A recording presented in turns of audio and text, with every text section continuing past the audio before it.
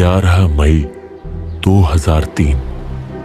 नोएडा, भारत में एक शादी होने वाली है। दुल्हन तैयार है, मेहमान इंतजार कर रहे हैं, संगीत बज रहा है, जश्न के लिए सब कुछ तैयार दिखाई देता है। लेकिन कुछ ही मिनटों में यह शादी अचानक रुकने वाली है और शादी की रस्मों की जगह एक पुलिस केस शुरू होने वाला है। दुल्हन 21 वर्षीय निशा शर्मा है, जो सॉफ्टवेयर इंजीनियरिंग की छात्रा है। निशा और उसके परिवार के अनुसार दूल्हे के परिवार की तरफ से एक आखिरी मांग रखी गई, 12 लाख रुपए नकद और एक मारुति एस्टीम कार। आरोप सीधा था, अगर यह मांग पूरी नहीं हुई तो शादी नहीं होगी। निशा के परिवार का कहना था कि उन्होंने पहले ही गिफ्ट्स और घर का जरूरी सामान तैयार कर रखा था, लेकिन अब उनसे और मांगा जा रहा था। और तभी कुछ ऐसा हुआ जिसकी किसी ने उम्मीद नहीं की थी। निशा सहमत नहीं हुई। उसने चुपचाप इस मांग को स्वीकार नहीं किया। उसने पुलिस को फोन कर दिया।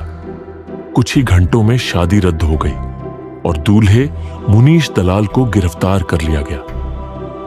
बाद में उसकी मां को भी इस मामले में गिरफ्तार किया गया।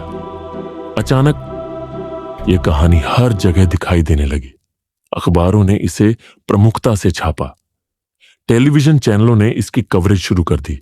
महिला संगठनों ने निशा की तारीफ की।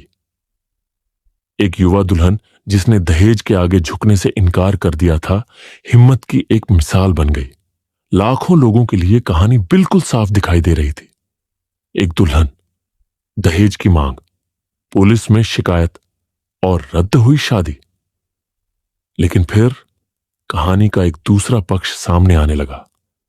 दलाल परिवार ने दहेज के आरोपों से इनकार किया। उनका दावा था कि शादी दहेज की मांग की वजह से नहीं टूटी। इसके बजाय उन्होंने उस दिन हुई घटना की एक बिल्कुल अलग कहानी बताई। उनका कहना था कि नवनीत राय नाम का एक व्यक्ति शादी के वेन्यू पर आया था और उसने दावा किया कि वह पहले से ही निशा से शादी कर चुका है। अब कहानी इतनी सरल नहीं रही थी।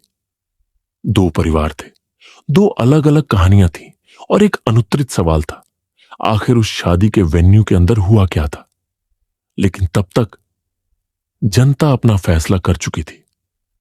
निशा एक राष्ट्रीय एंटी डाउरी प्रतीक बन चुकी थी। कैमरे उसके पीछे थे, अखबार उसके पीछे थे।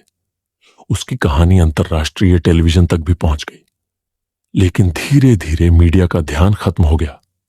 केस बाकी रहा। 1 साल बीत गया, फिर एक और फिर एक और। शादी का वह दिन अब एक दूर की याद बन चुका था, लेकिन कोर्टरूम के अंदर यह कहानी अभी भी लड़ी जा रही थी। फिर आया वह पल जिसकी किसी को उम्मीद नहीं थी।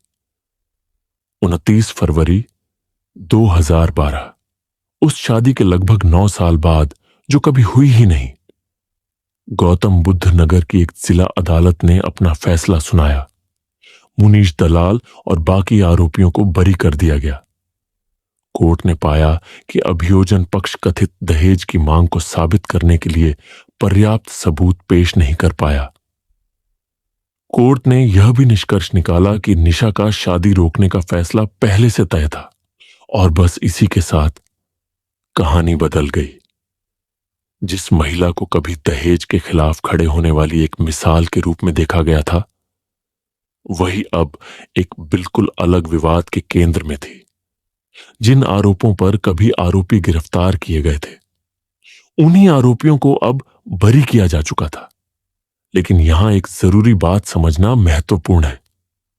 किसी मामले में बरी होने का मतलब यह नहीं कि दहेज की बड़ी सामाजिक समस्या काल्पनिक है। भारत में दहेज आज भी एक गंभीर सामाजिक और कानूनी मुद्दा है। लेकिन इस मामले ने इससे भी ज्यादा असहज सवाल सामने रखा। एक नाटकीय कहानी सबूतों के अदालत में परखे जाने से बहुत पहले ही राष्ट्रीय प्रतीक बन सकती है। 2003 में उस दिन हर किसी को लगा कि उसे पता है कि क्या हुआ था। 9 साल बाद अदालत ने एक कहीं ज्यादा जटिल कहानी सामने रखी। शादी कभी हुई ही नहीं। दूल्हा गिरफ्तार हुआ, दुल्हन मशहूर हो गई। केस सालों तक चलता रहा और अंत में आरोपी बरी हो गए। जो कुछ एक शादी से शुरू हुआ था, वह दहेज, प्रतिष्ठा, सबूत और इस मुश्किल सवाल में बदल गया कि आखिर सच क्या था। दहेज के खिलाफ भारत के कानून क्या आपको पता है?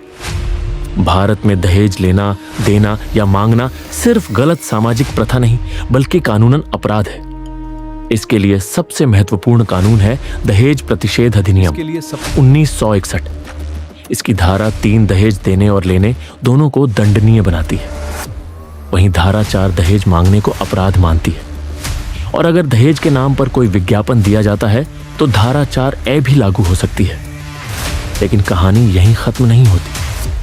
अगर शादी के बाद दहेज के लिए महिला को प्रताड़ित किया जाता है तो वर्तमान कानून में भारतीय न्याय संहिता यानी BNS की धारा 85 और 86 में पति या उसके रिश्तेदार द्वारा क्रूरता से जुड़े प्रावधान हैं। और अगर दहेज की मांग से जुड़ी प्रताड़ना के बाद शादी के 7 साल के भीतर महिला की असामान्य परिस्थितियों में मौत होती है तो BNS की धारा 80 के तहत इसे डॉरी डेथ माना जा सकता है। इसमें सजा कम से कम 7 साल से लेकर आजीवन कारावास तक हो सकती है। यानी कानून साफ है, शादी रिश्ता है, सौदा नहीं। दहेज मांगना परंपरा नहीं, अपराध है।